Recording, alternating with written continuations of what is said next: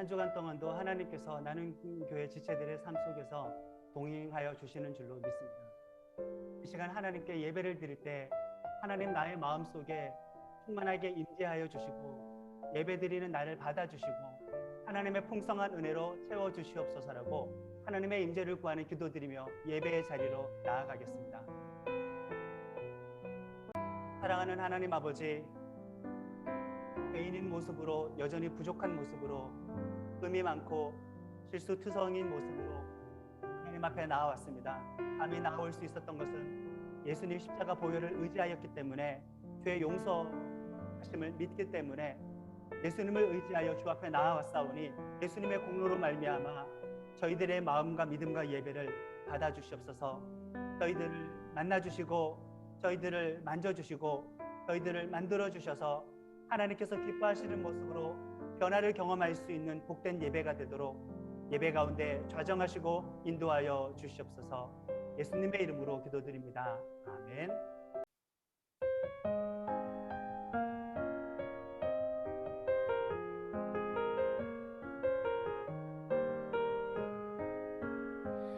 나의 노래가 되시는 하나님을 내가 종일토록 찬양함을 그가 나를 사랑하시기 때문에 나를 사랑하시기 때문에 나의 전부이신 주여 내 맘을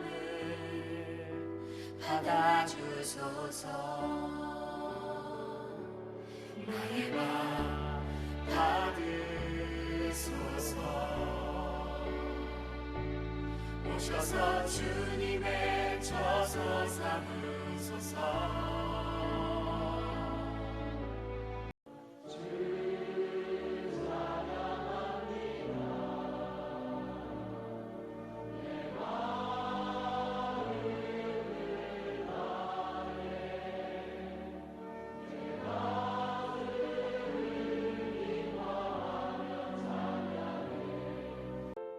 하나님, 우리가 믿음의 공동체로 예수님의 피와 살에 참여할 때 예수님의 은혜를 잊지 않게 하소서. 우리가 스스로 구원할 수 없는 죄인인 것과 예수님이 우리의 죄를 용서하시는 것을 성찬을 통하여 더욱더 절절하게 알게 하소서.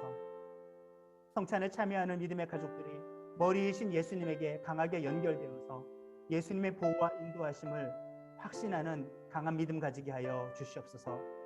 예수 그리스도의 이름으로 기도합니다. 아멘. 이것은 주님의 몸이며 이것은 주님의 피입니다. 이것은 주님의 몸이며 이것은 주님의 피입니다. 이것은 주님의 몸이며 이것은 주님의 피입니다. 떡과 포도주를 몸 안에 받아들임으로 내 안에 예수님 계신 것을 인정했습니다. 평생 예수님께 소원만 말하는 삶에 멈추지 않고 예수님의 제자가 되어 믿음의 길에서 사명을 감당하게 하소서. 나는 교회 지체들 한 사람 한 사람에게 보혈의 능력, 말씀의 능력, 믿음의 능력 주셔서 하나님 나라의 복음을 나타내는데 전혀 부족함이 없도록 인도하여 주옵소서. 예수 그리스도의 이름으로 기도합니다. 오늘 하나님께서 우리들에게 주시는 말씀은 예수님이 주님이신 곳 마가복음 4장 35절에서 41절의 말씀입니다. 다 같이 한 목소리로 하나님의 말씀을 봉독하겠습니다.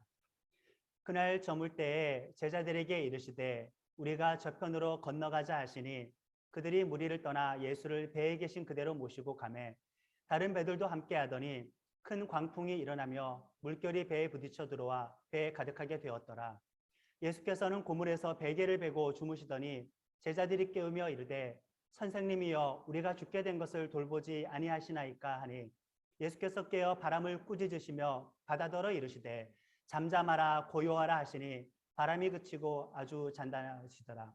이에 제자들에게 이르시되 어찌하여 이렇게 무서워하느냐 너희가 어찌 믿음이 없느냐 하시니 그들이 심히 두려워하여 서로 말하되 그가 누구이기에 바람과 바다도 순종하는가 하였더라. 아멘. 우주가 어마어마하게 큽니다. 빛의 속도로 1초면은 지구를 7바퀴 반 돈다고 합니다. 그런데 그 빛의 속도로 우주의 끝까지 가려면은 1초가 아니라 수십억 년, 수백억 년을 가야 우주의 끝에 경계선에 도달할 수가 있습니다. 그리고 그 우주의 끝 경계선 너머에는 또 무엇이 있는지, 어느 정도의 공간이 있는지, 그 크기는 어떠한지 감히 인간의 상상력과 언어로는 표현하기가 불가능할 정도입니다. 그럼 하나님은 우주와 우주 저편을 포함해서 크신 분이십니까? 작은 분이십니까? 이거 한번 우리가 짚고 넘어가 봅시다. 창세기 1장 1절부터 우리가 인정하고 있는지, 사도신경의 첫 번째 고백, 창조주 하나님을 우리가 인정하고 있는지 이거 먼저 짚고 넘어가 봅시다. 우주의 거대함을 이야기했습니다. 하나님은 그 우주보다 크십니까? 작습니까? 사실 우리조차도 하나님의 우주보다 크신 하나님이라고 제대로 실감하지 못하고 있는데, 고대 시대라고 할 수 있는 2000년 전 신약 성경 시대 사람들은 어땠을까요? 천체 망원경도 없었습니다. 오늘날처럼 지구 대기권을 벗어나 본 적도 없었습니다. 지구가 둥글다는 것조차 몰랐어요. 지구를 평평한 판으로 알고 있었던 그 시대였습니다. 그리고 모든 대륙과 모든 섬들을 다 발견하기도 전입니다. 그 시대에 그 사람들이 하나님을 온 우주의 하나님이라고, 예수님을 온 우주의 주님이라고 과연 생각할 수가 있었을까요? 전혀 그렇지 못했겠죠. 작고 작은, 제한되고 제한된 하나님으로 생각할 수밖에 없었습니다. 온 우주, 아니 지구까지는 아니더라도 당시에는 끝을 몰랐던 바다까지라도 다 정복하고 다스리는 분으로 하나님을, 예수님을, 주님을 알고 있었을까요? 그렇지 못했었습니다. 우리가 바다를 생각하는 그 느낌과 이미지와 2000년 전 사람들이 해변가에서 끝이 안 보이는 바다를 바라볼 때의 느낌은 전혀 다릅니다. 지금은 온 세계의 지도가 다 나와 있고요. 바다의 크기와 경계선도 다 알고 있어요. 해류의 방향도 알고 있어요. 바다 표면뿐만입니까? 해저 지형까지도 다 파악하고 있습니다. 나침판을 넘어서 GPS 신호를 따라가면은 이제 바닷길을 무리 없이 여행할 수 있는 그런 시대가 되었습니다. 배의 크기도 너무나 커서 태풍과 파도조차도 흔들 수 없을 정도의 큰 여객선이 바다를 지금 항해하고 다니고 있는 그런 시대입니다. 하지만 신약 성경 시대의 바다는 인간들이 마음대로 어떻게 할 수 없는 영역이지요. 공포의 대상입니다. 바다 위에서 인간이 자기 목숨을 부지할 수 있는 방법은 전적으로 바다의 상태에 맡길 수밖에 없었습니다. 완전하게 바다에서 인간은 무기력한 존재입니다. 그렇게 바다가 두렵다 보니 통제할 수 없는 영역이다 보니까 섬 지역이나 바닷가에는 자연적으로 수많은 미신과 잡다한 종교가 발전할 수밖에 없었습니다. 만약에 바다까지도 통제한다면 그것은 진짜 하나님이죠. 진짜 창조주이죠. 창세기를 가지고 있었던 유대인들조차도, 창조주 하나님을 고백했던 유대교조차도 하나님이 그렇게 크시다고는 감히 인정하지는 못했었습니다. 말 따로 신앙의 태도가 달랐던 것입니다. 근데 바다까지도 만약에 통제한다면 그건 진짜 하나님이죠. 정말 주님입니다. 그것도 여러 신들 중에서 특별한 하나가 아니라 진짜 유일한 하나님, 유일한 구원자가 되는 겁니다. 우리는 하나님을 유일신으로 알고 믿고 있습니다. 하나님만 스스로 계셨고 나머지는 다 하나님께서 만드신 거예요. 이게 물건이든지 생명체이든지 아니면 영적인 강력한 존재라고 할지라도 하나님만 스스로 계셨고 나머지는 전부 다 하나님이 만드셨습니다. 그래서 하나님 외에는 사실 따지고 보면은 신들은 있을 수가 없어요. 여호와라는 하나님의 이름의 뜻은 스스로 계신 자라는 뜻입니다. 물론 구약과 신약 시대에 하나님의 백성들도 표면적으로는 유일신 신앙을 가지고 있었어요. 표면적으로는 일단 그렇습니다. 과연 하나님을 우주보다 더 크다고 믿었을까요? 여겼을까요? 바다까지도 정복할 만큼의 그 정도의 신이라고 믿었을까요? 당시의 사람들이 전혀 그렇지 못했다는 겁니다. 하나님을 우주보다 크다고 실감하지 못했어요. 지구를 다스린다고 지구보다 크다고 실감하지 못했어요. 바다보다 크다고, 바다를 다스린다고, 통제한다고 실감하지 못했었습니다. 말은 유일신이었지 유일신이 아니게 믿었던 거지요. 하나님 외에 강력한 여러 어떤 존재와 대상을 인식하고 있었으니 제대로 된 유일신앙이라고 할 수는 없었습니다. 당시에는 신들이 많았다고 믿었던 다신교의 사회입니다. 나라마다 민족마다 믿는 신들이 다 따로 있었어요. 그러니까 나라와 나라의 전쟁은 신과 신들의 전쟁이에요. 우리가 저 나라와 전쟁에서 패하면 그쪽 신이 더 센 거예요. 그런데 이스라엘 사람들은 많은 전쟁에서 졌잖아요. 근데 자기가 믿는 하나님을 유일신으로, 우주보다 크신 하나님으로 인정하고 제대로 고백할 수나 있었겠습니까? 유일신 신앙이 점점점 쪼그라들 수밖에 없었겠죠. 그 다신교 사회에서 나라의 경계선을 넘어가거나 다른 나라 사람을 만나는 것은 다른 신의 통치 영역으로 들어간다는 그런 개념이 있었습니다. 자, 유일신앙을 가졌던 우리 신약 성경 시대, 오늘 본문의 시대, 이때까지 400년이 넘도록 지금 이 유대인들은, 하나님의 백성들은 바벨론의 지배를 받았지요. 그리고 페르시아 지배를 받았죠. 그리고 헬라의 지배를 받았죠.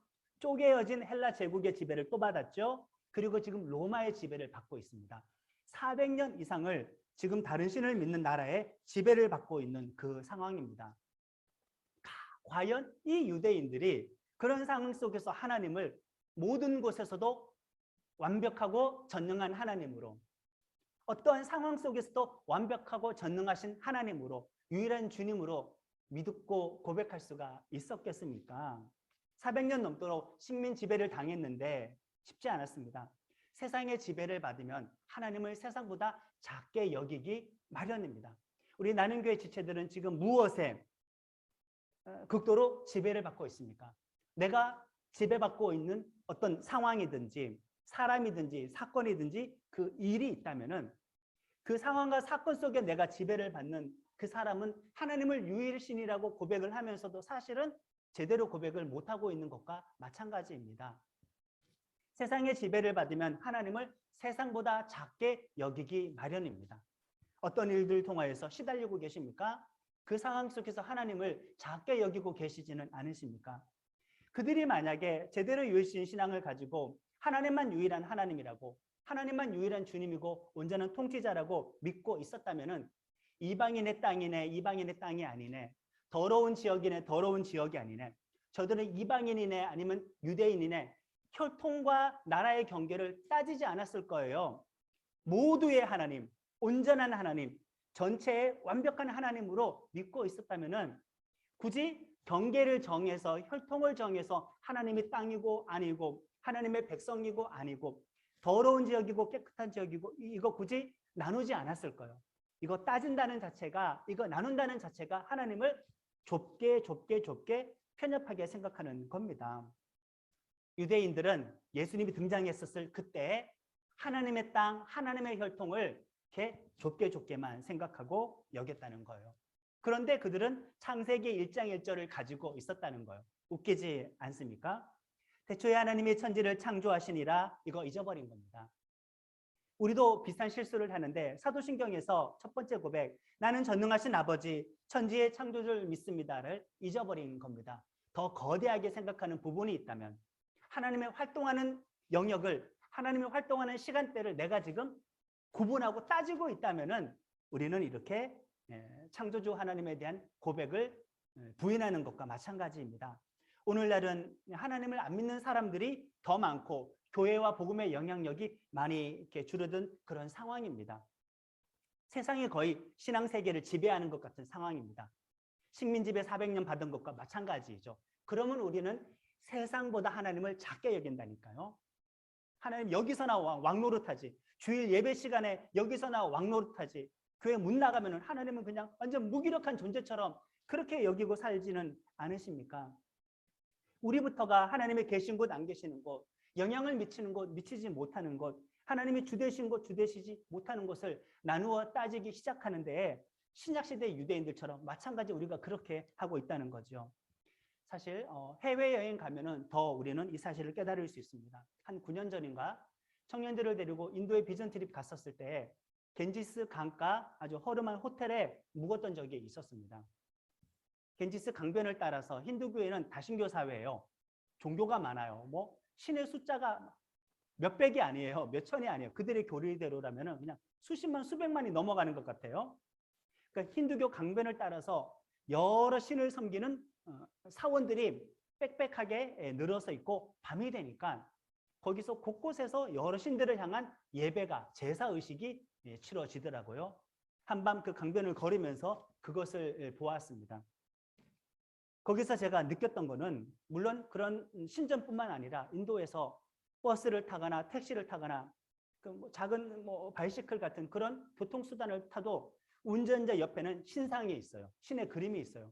그러니까 신의 형상으로 신의 그림으로 가득 찬 땅이 인도였었는데 그 겐지스 강 숙소에서 머물면서 느꼈던 건 야, 우리 외에는 99.99%는 있지도 않은 신, 여호와만 유일하니까 있지도 않은 신을 있다고 믿고 있겠구나라는 그런 느낌을 받았습니다. 마치 그곳에서는 하나님이 너무 낯설어 보여요.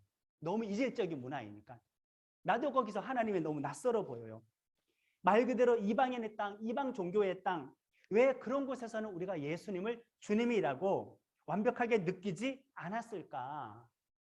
이런 종교적으로 이질적인 상황 말고도 예수님이 주님이라고 느끼지 못하는 평범한 상황들도 물론 많이 있습니다.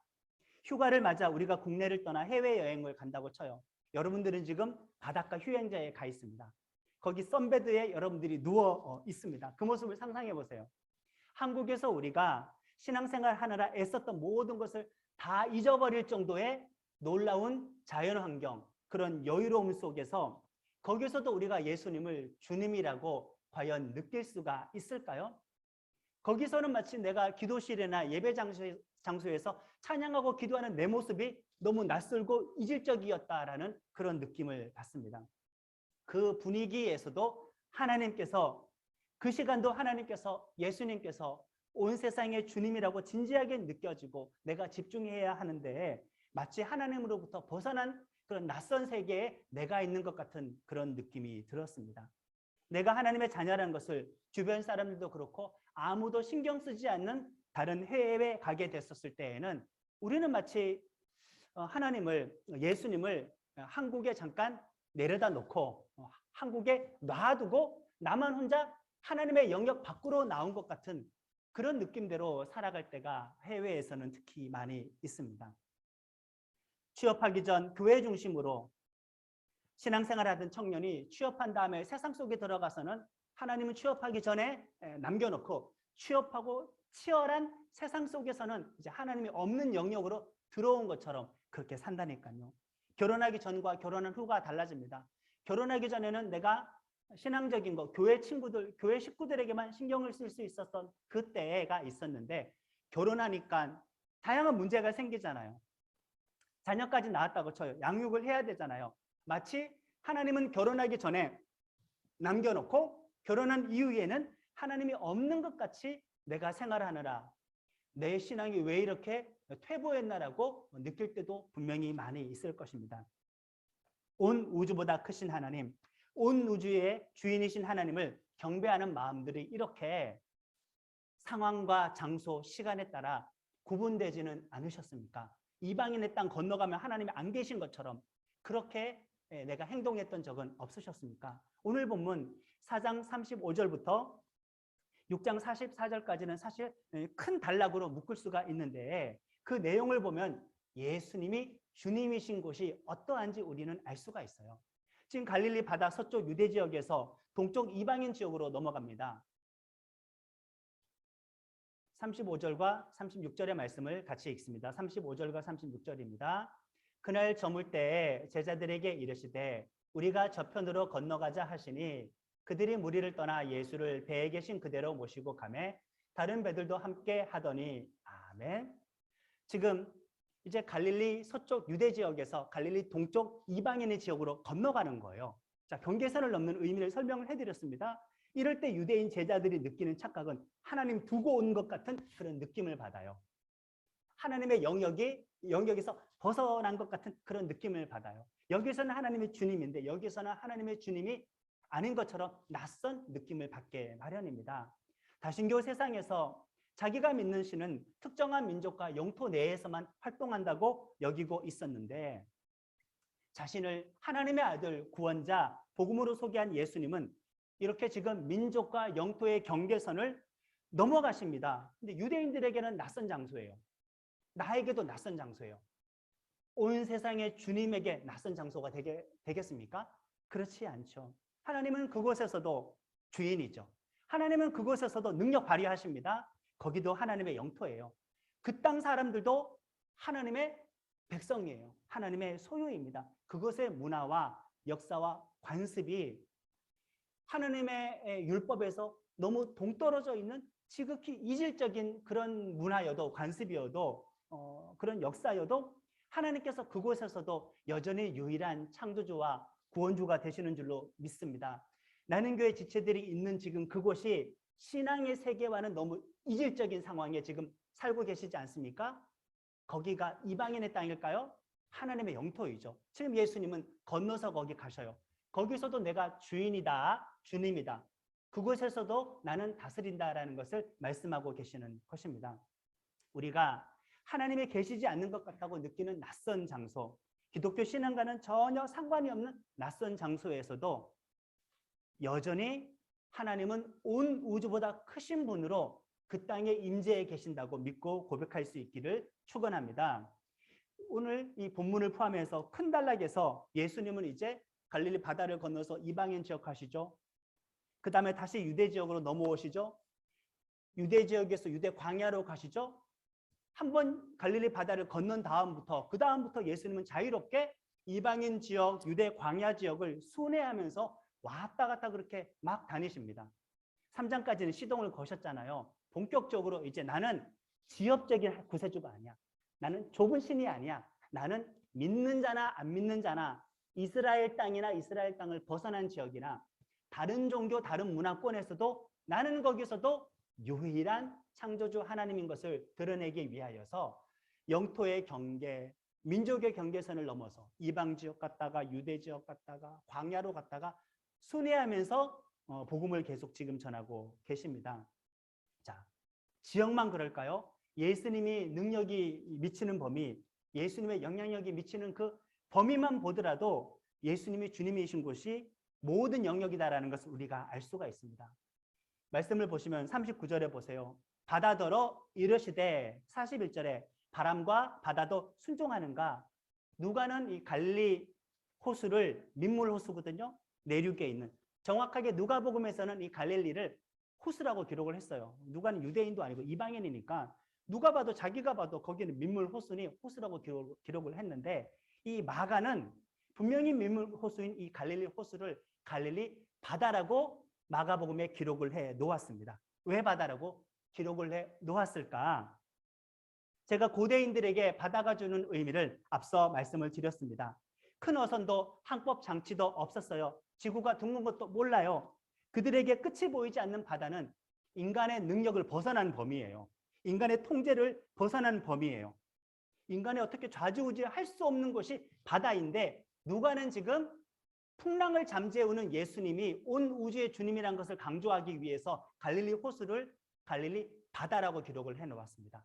그 고대인들에게 바다가 주는 이미지가 있는데 그 바다를 제압하는 분으로 예수님을 소개하고 싶어서 바다로 바꾸어 놓았죠. 바다는 위험과 혼돈의 세력이 지배하는 그런 세상입니다. 반대로 땅은 질서와 안전한 장소입니다.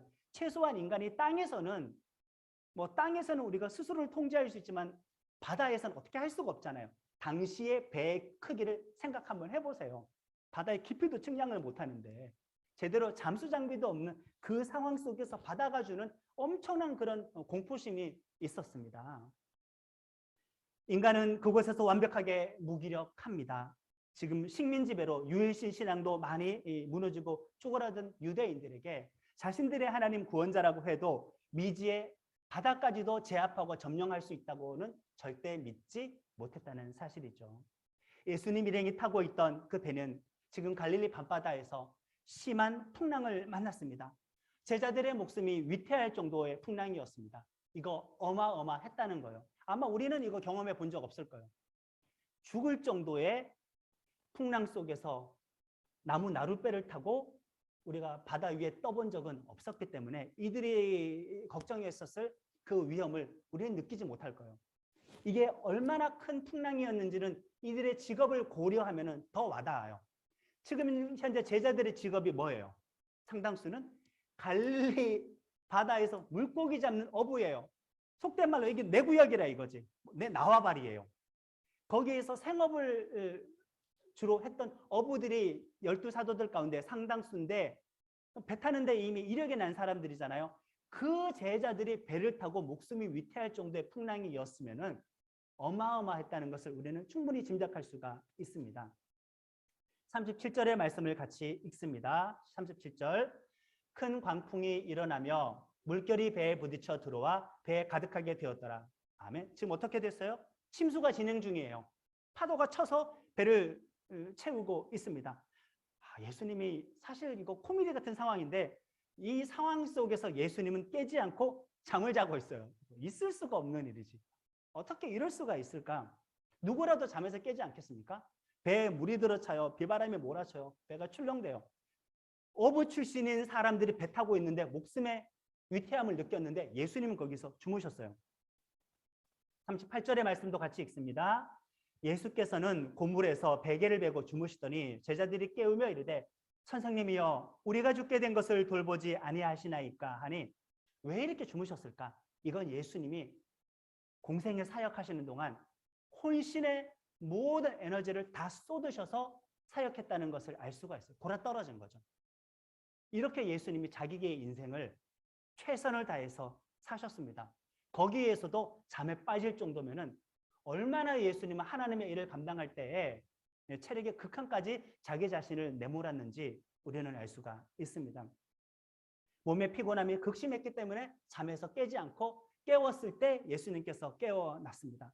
우리가 과연 피곤하다, 피곤하다, 피곤하다고 말을 하는데 예수님처럼 혼신을 다해서 내가 살아왔던가? 우리가 피곤하다, 피곤하다, 주의 일, 주의 사명, 힘들다, 힘들다 말을 하지만 정말 사명을 내가 어느 정도 최선을 다해서 감당했었던가? 반성을 한번 해보게 됩니다.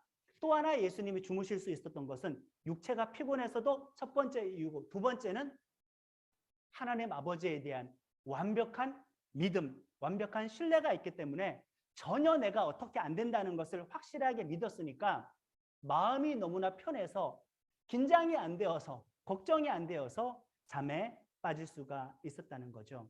우리는 전혀 반대의 상황입니다. 어느 정도 하나님을 신뢰하면은 어느 정도 하나님을 믿고 의지하면은 목숨이 위태위태할 정도의 풍랑이 있는 상황 속에서도 믿고 두 발 뻗고 깊은 잠에 빠져들 수가 있는가?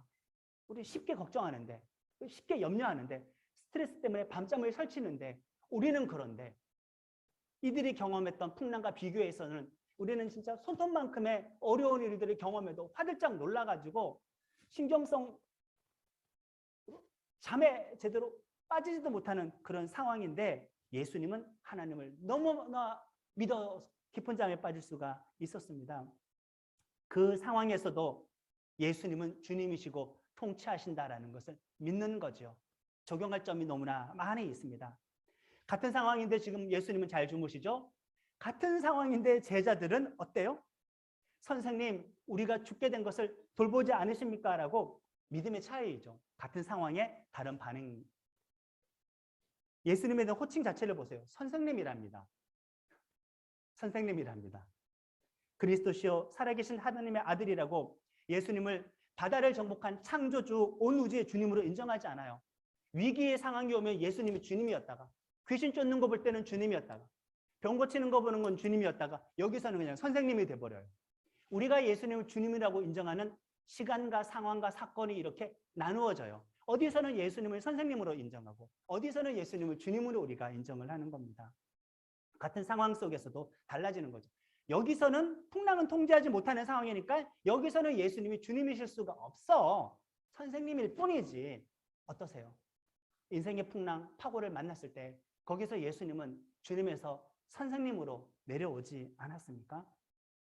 풍랑이는 바다 위에서 제자들은 예수님을 하나님으로 주님으로 인정하지 않고 있습니다. 신앙의 풍랑, 건강의 풍랑, 재정적인 풍랑, 인간관계의 풍랑 또는 직장의 풍랑, 내가 통제하지 못하는 일이 일어나면은 예수님은 주님에서 선생님이 되는 거죠. 예수님도 어떻게 할 수 없는 창세기 1장 1절 사도신경 첫 번째 고백 다 잊어버려요. 온 우주보다 크신 유일한 창조주 하나님 신앙 다 잊어버리는 겁니다. 39절의 말씀을 다 같이 읽습니다. 예수께서 깨어 바람을 꾸짖으시며 바다더러 이르시되 잠잠하라 고요하라 하시니 바람이 그치고 아주 잔잔하여지더라. 아멘. 여기서 예수님은 바람을 지금 꾸짖었다라고 표현을 했어요. 이거 귀신 쫓을 때 썼던 표현인 거예요. 귀신을 제압할 때 썼던 말인데 풍랑을 제압할 때 귀신을 쫓았던 것과 같은 단어를 쓰셨어요. 그 말은 예수님은 풍랑을 제압하는 분이다. 풍랑이라는 환경 속에 예수님, 작은 분이 아니라 풍랑 그 위에 있는 분. 세상 속에 예수님이 아니라 세상 위에 있는 분. 문제 속에 예수님이 아니라 문제 위에 있는 주님이기 때문에 풍랑을 제압하는 단어를 쓰셔서 풍랑을 꾸짖어 버리셨습니다. 41절의 말씀을 다시 한번 읽어보겠습니다. 그들이 심히 두려워하여 서로 말하되 그가 누구이기에 바람과 바다도 순종하는가 하였더라. 유대인들을 보세요. 창조주 하나님 유일신 신앙을 갖고 있는데 바다가 예수님에게 제압당하는 것을 볼 때 이들은 의아해하고 놀랬다니까요. 그러니까 이들은 말이 유일신 신앙이지 제대로 유일신 신앙을 가지지는 못했습니다. 예수님을 주님이라고 인정하는 영역은 정해져 있어요. 이방인 지역 아니에요. 바다 아니에요. 유대인 땅. 이방인 아니에요. 그냥 유대인들에게서나 거기서나 주님으로 인정했다는 거예요. 자연 질서까지는 주님이 아니라고 생각을 하고 있었습니다. 오늘 본문 시작해서 6장 44절까지를 제가 큰 단락이라고 했는데 이 안에서 예수님은 유대인의 땅에서도 주님인 거 보여주셨어요. 이방인의 땅에 건너가서도 거기서도 주님인 거 보여주셨어요. 그리고 광야 지역에 가셔서 거기서도 주님인 거 보여주셨어요. 풍랑 위에서도 자연의 영역 속에서도 주님인 거 보여주셨어요.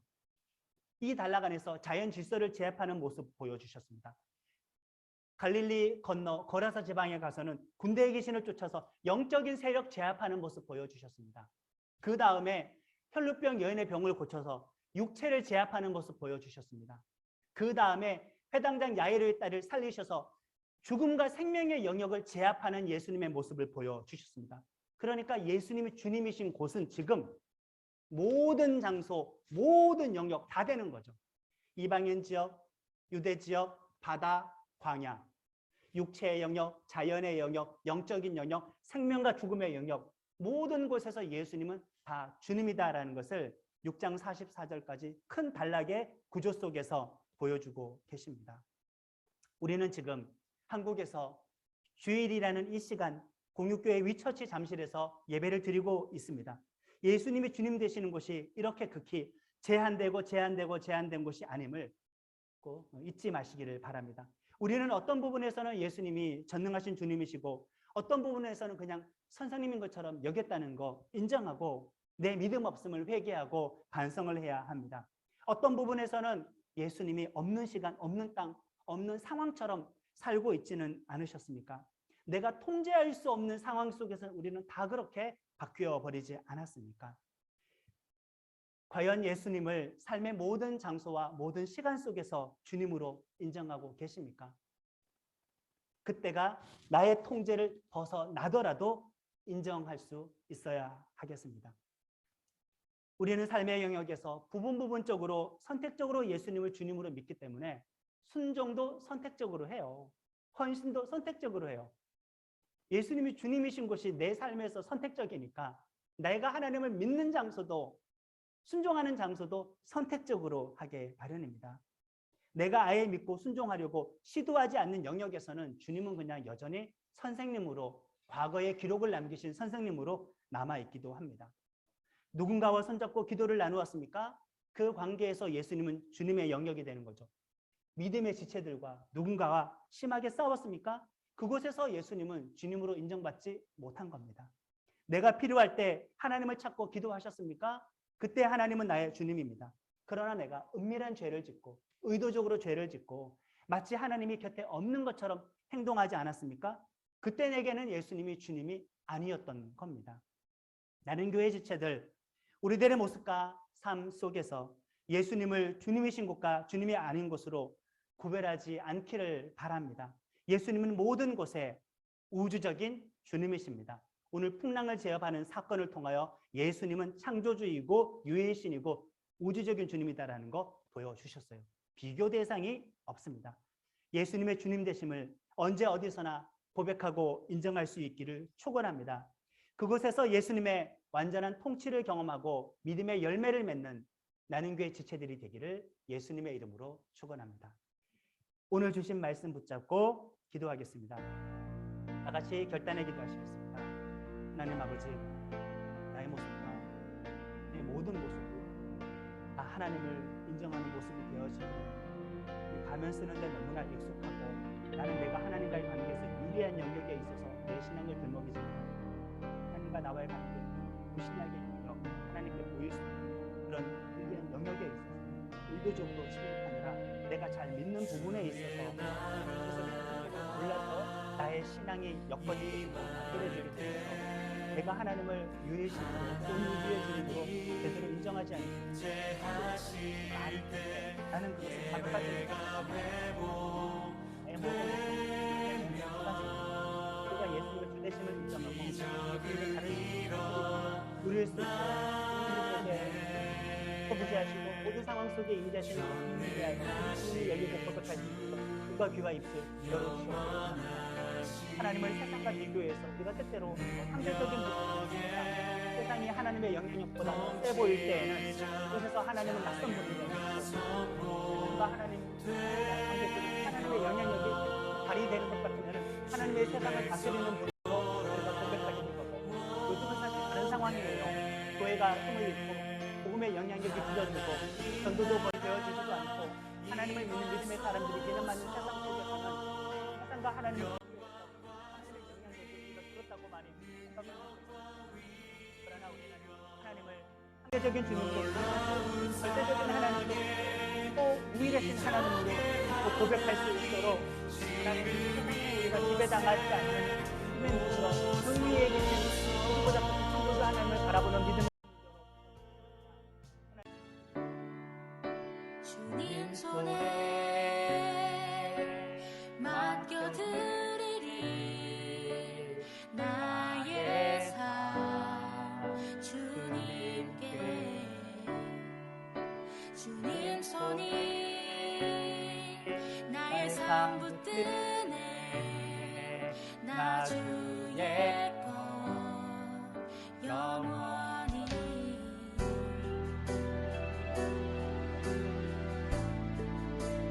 내가 믿는 분 예수 내가 속한 분